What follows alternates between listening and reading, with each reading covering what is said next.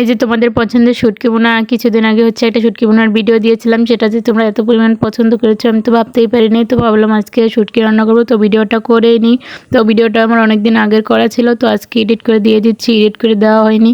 তোমরা তো অনেকেই জানো আমি কিন্তু খুব অসুস্থ।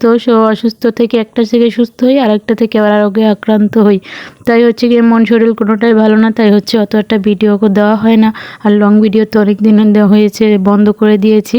কি মাঝে মাঝে রিলস ভিডিওটা আপলোড করা হয়। তো যাই হোক, ফেসবুকে কাজ করা না করার কারণে কিন্তু আমার রিচ এন্গেজমেন্ট একদম ডাউন হয়ে গেছে। তো বলি এই যে নতুন করে আবার আমার গায়ে হচ্ছে বাফি উঠছে, তো নিরামিষ রান্না করি, তাই নতুন কোনো ভিডিও হয় না, তাই আর আপলোডও করতে পারি না অত একটা। এখন হচ্ছে গিয়ে খাই আলু ভর্তা, পেঁপে ভর্তা, তা হচ্ছে গিয়ে পেঁয়াজ ছাড়া বাজি মাখিয়ে যেগুলো আমি কোনোদিনও খাইনি, আমার বয়সে প্রথম খেতে হচ্ছে। তো যাই হোক, তোমরা সবাই আমার জন্য দোয়া করো, আমি হচ্ছে যাতে দ্রুত সুস্থ হয়ে যাই।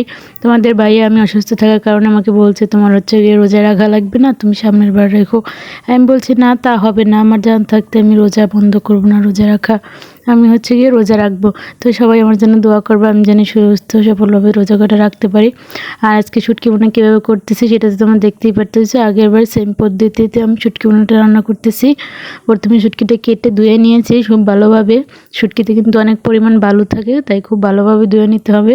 তারপর হচ্ছে গিয়ে শুটকি মাছটা তেলের পর ভেজে নিয়েছি।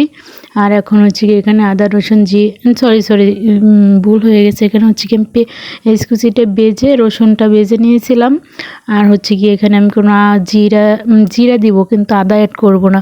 তাই এখানে দিয়ে দিচ্ছি হচ্ছে গিয়ে জিরার গুঁড়া, ধনিয়ার গুঁড়া, মরিচের গুঁড়া, হলুদের গুঁড়া। তারপর হচ্ছে গিয়ে দিয়ে দিয়েছি আমার মাছগুলো খুব ভালোভাবে ভুনে নিব। আর মাছগুলো খুব ভালোভাবে বোনার পর এখানে হচ্ছে গিয়ে টমেটোগুলো দিয়ে দেবো। আমি এখানে 2-3টা টমেটো কেটে রেখেছিলাম। টমেটোটা দিলে আমার কাছে মনে হয় শুটকি ভর্তাটা আরও বেশি স্বাদ লাগে। এটা ভর্তা না, সাধারণত বোনা, যাই হোক বলে ফেলেছি। তো তারপর হচ্ছে গিয়ে আমি বোনাটা এভাবে কিন্তু তেলের পর কতক্ষণ ভুনে নিব। তারপর হচ্ছে অল্প পরিমাণ জল দেবো শুটকিটা সেদ্ধ হওয়ার জন্য। আর এভাবে শুটকি রান্না করলে কিন্তু বাসায় সবাই অনেক মজা করে খাবে।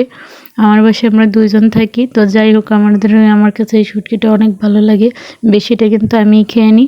তো যাই হোক, তারপর লাড়িয়ে ছাড়িয়ে নিলাম জলটা দিয়ে। এবার ওয়েট করবো শুটকি বোনাটা হওয়ার জন্য। তোমরা যারা কোনোদিন এভাবে শুটকি বোনা করে খাওনি, অবশ্যই কিন্তু একবার হলেও বাসায় ট্রাই করবে।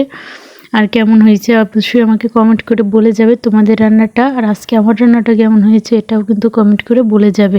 আর এই যে ফাইনালি আমার শুটকি বোনাটা হয়ে গেছে, এবার তুলে নিব। এবার হচ্ছে কি একটু নাড়িয়ে চেড়ে এই যে দেখো তো ফাইনাল লুকটা এখন তোমাদেরকে দেখিয়ে দিচ্ছি। এভাবে আমি শুটকি বোনাটা তুলে নিব। একদম শুকনো করবো না, আমার কাছে মনে হয় একটু ভিজেই ভালো লাগবে। তাই এই যে এখন তুলে নিচ্ছি। তো তোমরা চাইলে বাসায় এভাবে শুটকি বোনা করে খেতে পারো। আজকের ভিডিওটি এই পর্যন্ত। সবাই ভালো থেকো, আল্লাহ হাফিজ।